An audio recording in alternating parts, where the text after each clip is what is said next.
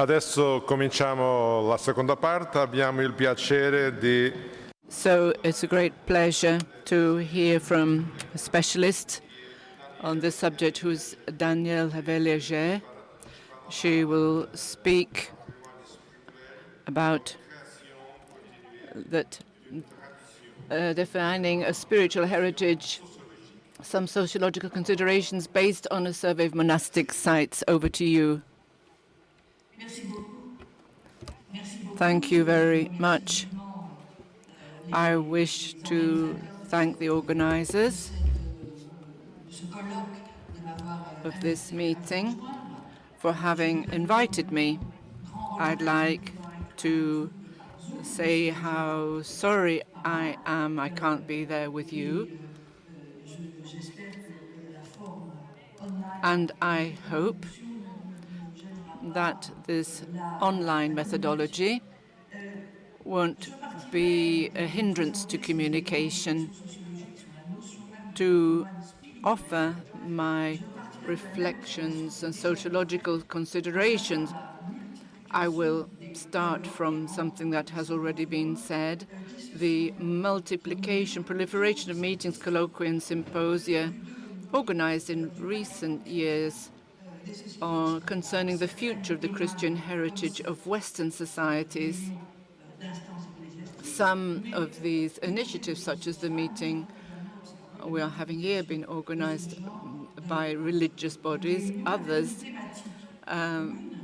we've seen many groups organizing meetings of this kind with a common theme: how to think about the preservation and enhancement of the cultural treasures inherited from the long history of Christianity in societies where religion, and specifically Catholicism, no longer constitutes a constitutive or at least major dimension of collective identity. So the question of the status and development of cultural goods isn't a new question. It's as old as Christianity itself, because when the church possessed goods, it had to negotiate with civil power in order to defend, establish, extend, or defend its patrimonial rights and the integrity of the property it had amassed. Sophisticated legal constructions were put in place from the medieval period to contemporary times to distinguish between sacred property directly assigned to worship and property for social, economic, and cultural use. In periods of war, revolution, and more generally in all critical periods, the question of ecclesiastical goods has been the subject of violent conflicts, expressing and dramatizing not only the reshuffling of relations between the church and the political and civil powers, but also the change in the role of religion in society. On the side of the church institution, it's been a crucial issue in the theological and pastoral reconfigurations linked to these transformations. So we're talking about change over millennia. But before going into details, I'd like to say a few characteristics of the context, social and cultural context that we are working in, because the concern of the church in its goods that it has possessed for thousands of years, the church is concerned for the future of its religious heritage, does not stem from social developments that challenge its political, economic, and cultural power. It's the result of a process of internal weakening that limits its capacity for direct intervention in this field. What is to be done at a time when the number of practicing faithful is constantly decreasing and the clerical body is experiencing a remedial collapse, with the many places of worship, churches and shrines that are now deserted and that are the historical trace of the presence of Christianity in Europe? What new destination can be offered to monasteries or convents that now house only dwindling and aging communities and might have to be abandoned?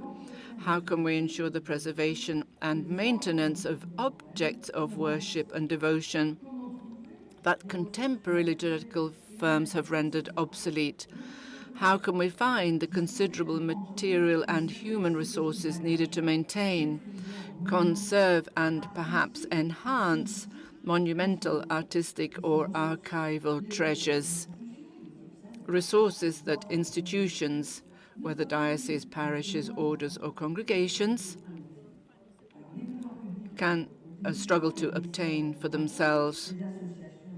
It's true that public authorities do contribute, and also the conservation associations, but because of the decline in its human resources and the dependence on private or public money for the maintenance and enhancement of religious heritage, it's understandable that leaders may wonder about their remaining capacity to promote in an autonomous way the pastoral vocation and the spiritual dimension of these treasures. The situation further complicated by the paradoxically the overinvestment, emotional and symbolic overinvestment of the Christian heritage in the most secularized Europeans today. There's indeed a paradox here that is crucial to bear in mind when reflecting on the socio-religious issues involved in managing the Christian heritage today. Although demographic reduction of believing communities is being measured everywhere, the heritage and aesthetic interest in the long history of Christianity nevertheless brings thousands of visitors and tourists to significant places of religious memory. The queues at the entrance to cathedrals and churches and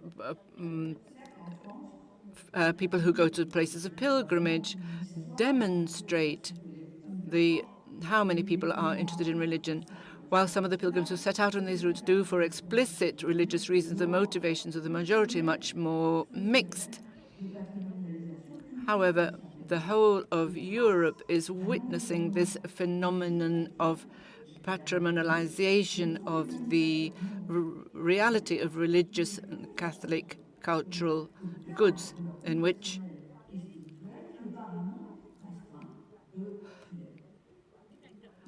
this phenomenon of cultural and symbolic patrimonialization of the traces of a religious and Christian environment beyond Roman Catholicism alone, which all indicators show is no longer appropriated as a framework for their personal and spiritual life by more than a small number of the faithful. We can even see on the occasion of a dramatic event, such as the burning of Notre Dame Cathedral in Paris, a transnational contagion power of heritage emotions that have only limited link with personal religious commitment. People were overwhelmed and they said, "I'm not a believer, but Notre Dame has a place in my life."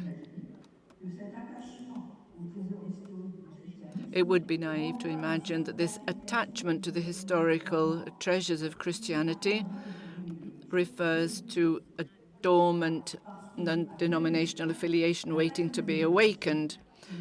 The things are more complicated because patrimonialization is, if I may say so, the tribute of memory to the erasure of religion. This does not mean that this memory no longer makes sense to those who refer to it. It doesn't make religious sense, but it does make sense in another way to designate this process of splintering of contemporary appropriations of the Christian heritage in secularized society.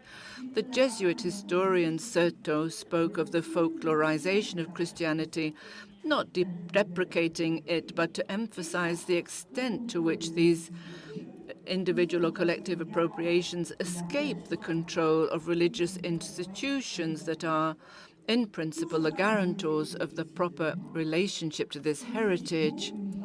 Everything happens, he said, as if the words on a page, quote, as if the words on a page were dispersed and reorganized into other systems of meaning. The syntax that ordered their original arrangement and constituted them into a meaningful text is lost, and the scattered meanings are recomposed in new configurations. In Europe today, infatuation with the memorial treasure of Catholicism is in inverse proportion to the active memory that it continues to nourish. But it directly illustrates this phenomenon of dispersion and the varied reappropriations to which the symbolic capital attached to Christian memory is subject. The national or even nationalist political instrumentalization of this memory capital may be one of the modalities, the most formidable in reality, of this patrimonial folklorization of the Christian and Catholic heritage, mobilized in the first place, in this case, to counter the affirmation of the presence of Islam in European societies. Less worrying from the political and ethical point of view, but they also question the religious institutions that sometimes think they are the only ones legitimately entitled to say the meaning of this heritage.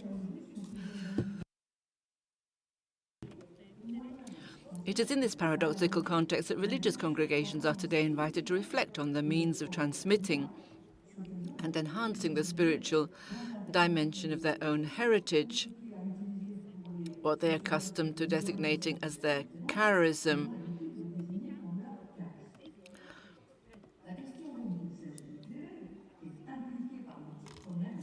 The question to be clarified, implied by the title of this event, is not primarily preservation and conservation of property owned and managed today by these congregations.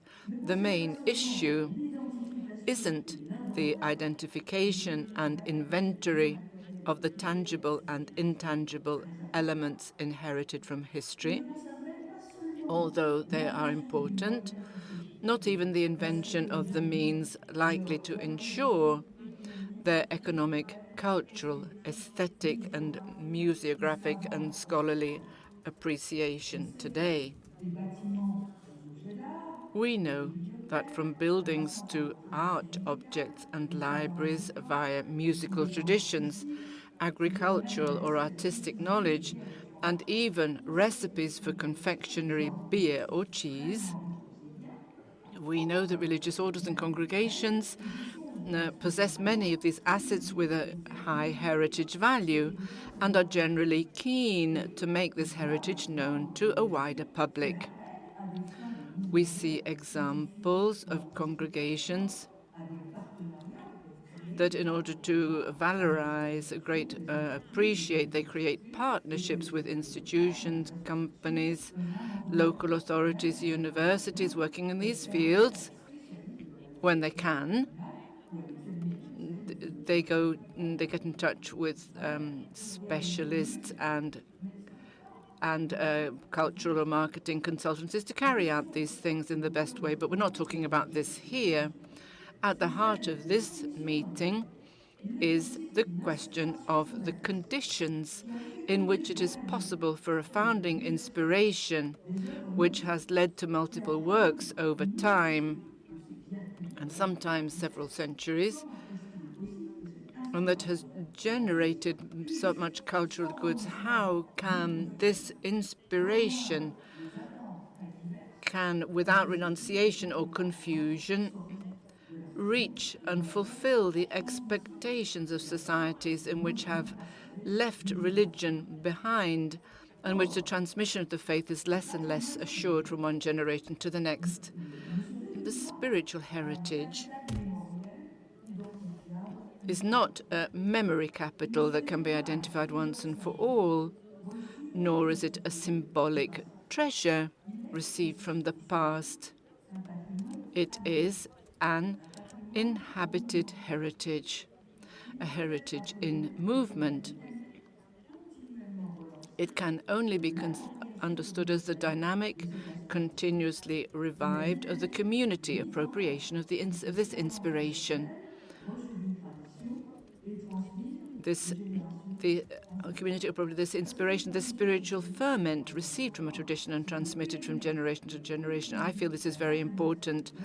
The perimeter and content of this spiritual heritage are defined, redefined, and created in each age through the meaning given to it by the human groups referring to this founding inspiration in different historical contexts in time and space. Today, it continues to be constituted and enriched by the work of spiritual but also intellectual, cultural, social, and economic creation, which the communities undertake to determine the practical modalities of faithfulness to the charism to which they refer. The definition and intervention of ways to enhance their spiritual heritage is entirely in the hands of the concrete communities that this heritage annotates and commits in the present and for the future. This means that the way in which each of them carries out this task constitutes a singular individual expression of the spiritual inspiration that each order or congregation designates as its own charism. Within the very same order or congregation, it is the human groups sharing a common, effective life and carrying out specific tasks together which give expression in their own style to the different facets of this spiritual heritage. I would like to insist on the fact that we must consider the term style in all its breadth and depth. It's not a superficial way of behaving collectively, but rather a much more profound communitarian way of inhabiting the world, in which a concretely assumed interpretation of a given spiritual tradition is embodied. I agree with the interest of the theologian Théomarc on the sharing of lifestyle of religious communities. I'd like to give a more practical content to my presentation, expressing some observations that I was able to make on the field in response to questions I was asked in monastic terrain, and that was published in 2017. This survey, this study, enabled me to study the forms of transmission of the spiritual heritage of orders and congregations, to understand why these can only be carried out at the level of concrete communities. I visited a large number of Benedictine and Cistercian monasteries in France over a period of 5 years. This study brought me face to face with a diversity of practical variations in which common reference to the heritage of Saint Benedict was claimed with the same conviction by all the communities. Everywhere, in fact, the framework of common life, the organization of time, the pace of the liturgy, the principles of governance were anchored in a common foundation, the writings of the fathers, the text of the rule, the memory of the founder, and so on. Everywhere there was the strong attachment to this spiritual heritage. But beyond the power of this monastic framework, what I was struck by was the plurality of ways of assuming and therefore transmitting the shared spiritual heritage that imposed itself upon my notice.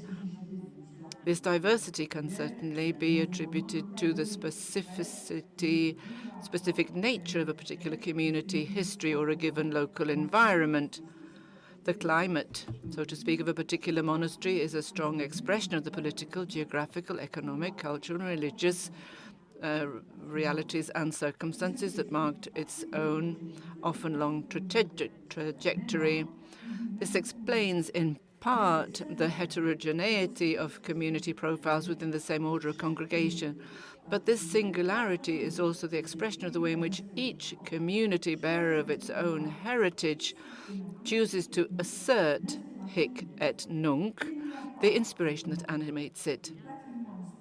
In other words, there is no spiritual heritage that can be identified as such. We can't identify spiritual heritage if we separate it from the relationship to the relation to the world that each community concretely builds up in reference to and in the name of this inspiration, and as a consequence to underline the singularity of the different community expressions of the charism proper to a given religious family is to highlight at the same time the internal plurality of the religious family in question. And this applies also to highlight the cultural bonds of each family. This plurality, I would like to say, however, is not a dispersion without limits. We can observe a type of cartography, a mapping emerges according to orientations, whether theological, political, intellectual, or spiritual, and of the modes of action that bring communities closer to or further apart from each other. These dynamics reveal affinities with common or closely related visions that are visions that are different from the and practices which they intend to bear witness. It's easy to see that in the broad family of the children of Saint Benedict, these affinities transcend the formal legal boundaries of the orders and congregations concerned.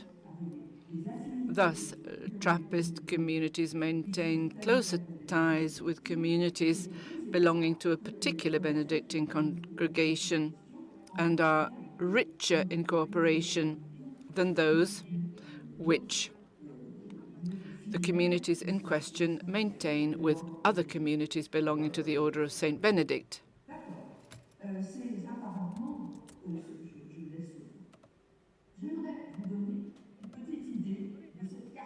I'd like to give you an idea of this mapping, and I'd like to do it by suggesting that we look at this small diagram. Can you see it?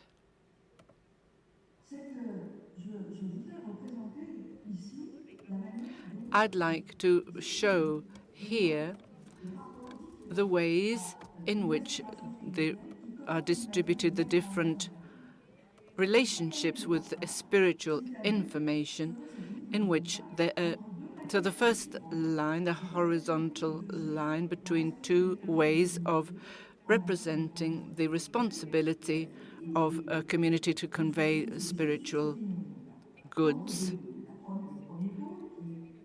This between two poles, this horizontal line.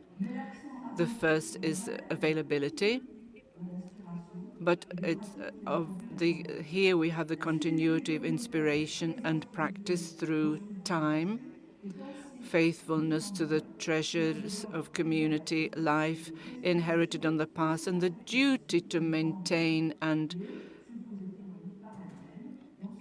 ways of life that must bear witness to those values through time. And on the other side, there is the tension towards the future, which calls for updating, ongoing updating, with the valuation of signs, value signs and practices for signifying the present relevance and utopian scope of the future of the spiritual inspiration. So people don't necessarily find themselves in the extreme parts of this horizontal line, but people act in different proportions. But the same reasoning applies, the same care must be applied according to the second line, which is the vertical line, which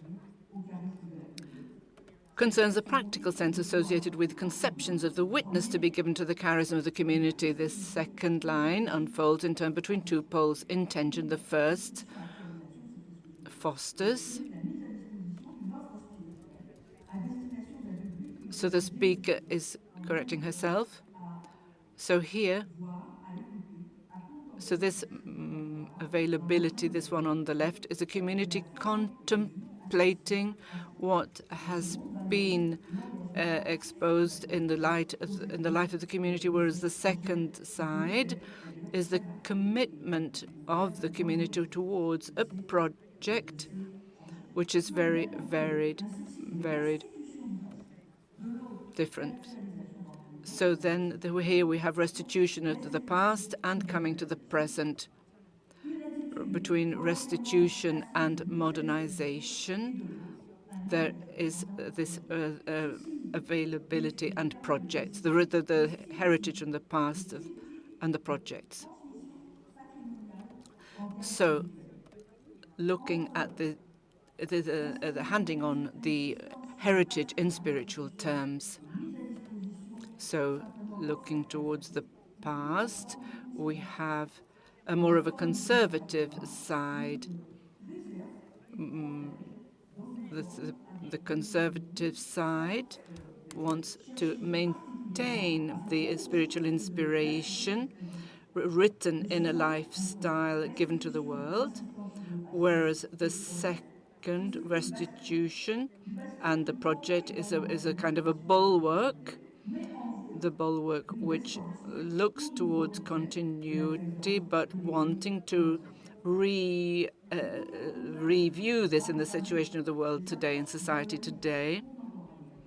Other approaches looking at the contemporary world, the oasis, that presents the name of a spiritual community open to the present as an inclusive space, recognizing the spiritual expectations of the world received as such, and what wants to reinterpret this source. The fourth is that of a lab, a laboratory, which tries to reinvest or reconnect with the founding inspiration and is actively sought and experienced in concrete community initiatives.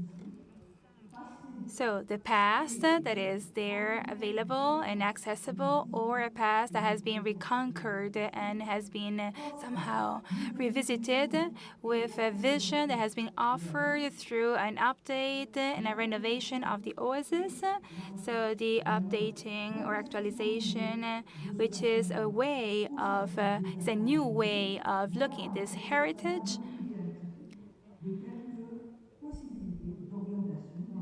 So this chart or this shows the way, different ways of approaching the management of heritage. It's not about classifying or just, boxing the monasteries. It's about looking at their realities, about looking at the typical styles that I have identified and that do not exist in a pure state in reality. They are reference points that actually show the plurality of those realities where it's written the desire of giving value and of transmitting their cultural heritage. Now, if you look at the scheme here at the table, it shows this graph that this heritage is not a good that you just inherit and that you just can keep in your safe and feel that you're safe.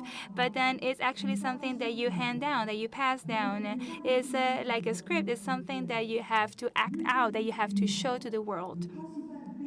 And by the definition is a multifaceted reality. It is not just an interpretation of the object in itself.